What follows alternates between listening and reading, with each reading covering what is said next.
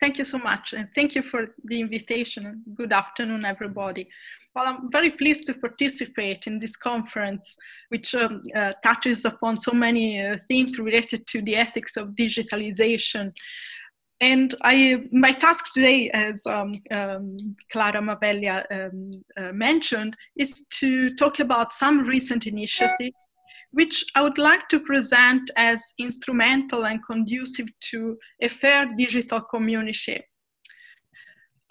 We are, I think, becoming more and more aware of the risks and dangers of digital communication, although the diagnostic tools and the normative remedies are still under construction, so to speak. And I believe it is also important to call attention to how digitalization can be seen as the locus and modes of empowerment. It's a key word that Clara used, and I'm very pleased to see that it was actually the center of my presentation.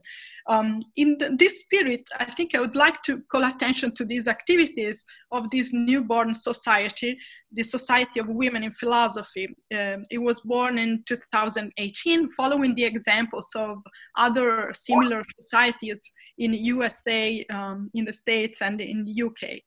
These societies have as their constitutive aim that of denouncing discrimination, but it's not only a negative, critical part that these societies are trying to carry on.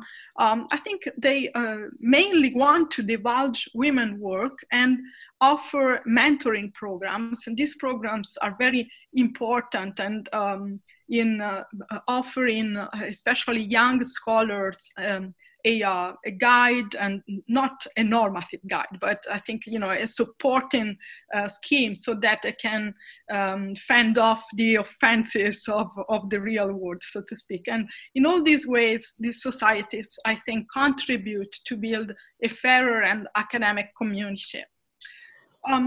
This is especially important, I think, because philosophy is a male-driven field. There are many male-driven fields, but philosophy is one of them. Some subfields are more male-driven than others.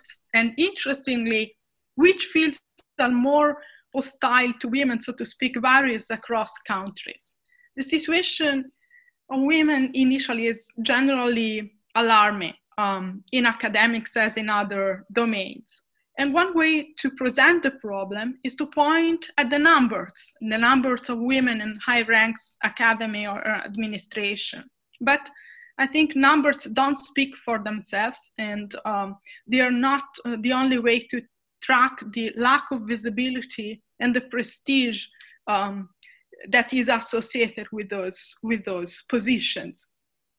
There is a phenomenon of bias, explicit as well as implicit, academic mobbing, and lack of recognition that takes the form of what Miranda Fricker has been calling testimonial injustice.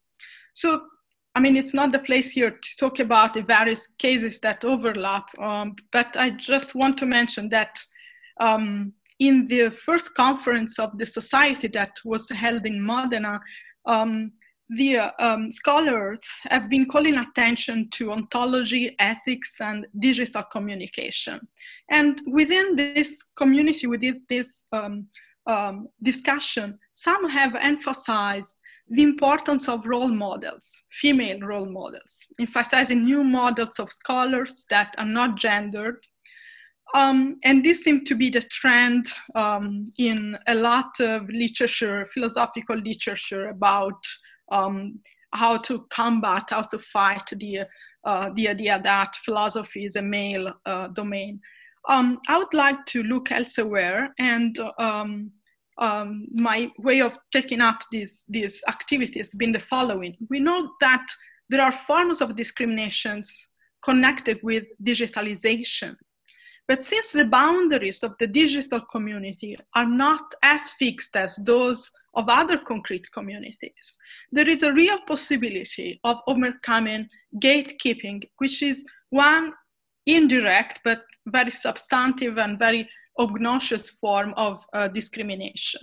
So by spreading the word about the activities of these societies, I mean to spread the word about the ways of fostering an academic community marked by respect and mutual recognition, and encourage others to conceive of digitalization as an opportunity to search for new forms of empowerment. Thank you.